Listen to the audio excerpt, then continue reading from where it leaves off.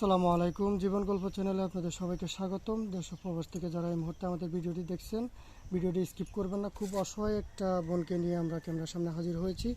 তো আমরা সরাসরি আপুর কাছে চলে যাব। আপু আসসালামু আলাইকুম। ওয়ালাইকুম আসসালাম ভাই। আসসালামু আলাইকুম। ওয়ালাইকুম আসসালাম। আপু আপনার নাম কি? আমার নাম শারমিন। শারমিন। হ্যাঁ, কোত্থেকে আসছেন আপনি? খুলনা বাগেরহাট থেকে। খুলনা বাগেরহাট থেকে।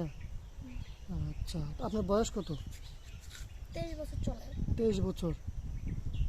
আপনার ফ্যামিলিতে কে কে আছে? ফ্যামিলিতে বাবা আছে, মা আছে আর ছোট একটা ভাই আছে। বাবা আছে, মা আছে, একটা ছোট ভাই আছে। হ্যাঁ। বাবা কি করে?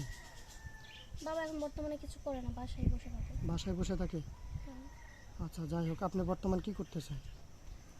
আমি এমনিতেই আমাদের আশপাশে ইয়েতে চাকরি করতাম একটা ছোটোখাটো। তো এখন বর্তমানে ওটার মাস গেলে 4,000 টাকা বেতন দিতে, আর ওদের আমার সংসার চলতো না দেখে ছেড়ে দিচ্ছি। 4,000 টাকা বেতনে কি এখন সংসার চলে? একটা মানুষের খরচে তো আছে 4,000 টাকা। আচ্ছা, যাই হোক, আপনি পড়ালেখা করছেন কতটুকু আপু? 8 পর্যন্ত করছি। ক্লাস 8 পর্যন্ত করছেন। হুম। আচ্ছা, তো আজকে আমাদের এখানে আসছেন কি জন্য? কোনো সহযোগিতার জন্য নাকি একটা মনে মানুষের জন্য, বিয়ে শাদীর জন্য, কোনটা? না, আছে একটা বিয়ে, মানে আর কি মনের মানুষের মতো একটা বিয়ে করার জন্য আর কি। বিয়ে করার জন্য আসছেন। তো আপনার বয়স 23 বছর, আপনি কীরকম বয়স হলে আপনার সাথে মিসইউড হবে একটু বলবেন?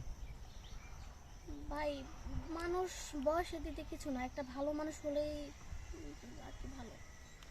না, পরে তো আবার যদি 45 বছর 50 বছরে পড়া যায়, ভালো বলেন, শেষে বললেন যে কে তো বুড়া, তো পরে আরেকজনের সাথে পরকীয়া করলেন, এরকম এরকম যদি হয়?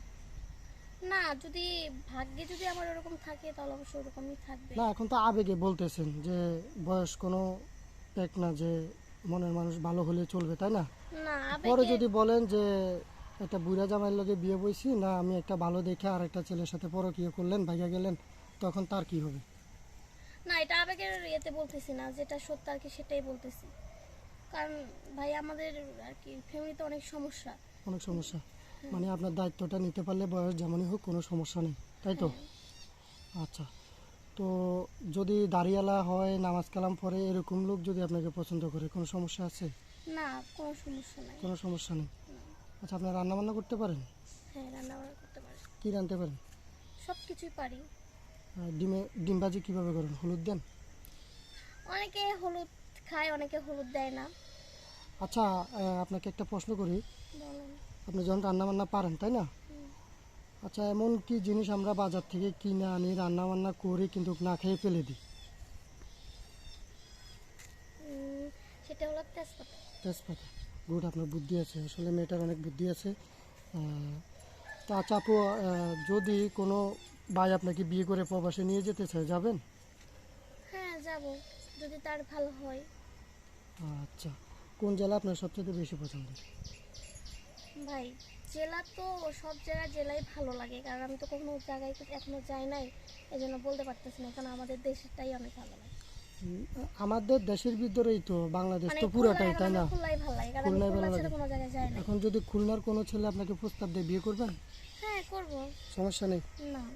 আচ্ছা, যাই হোক, ভিডিওটা বড় হয়ে যাচ্ছে। আপনার কি কোনো পার্সোনাল নাম্বার আছে যে আপনার সাথে কেউ যোগাযোগ করবে কীভাবে?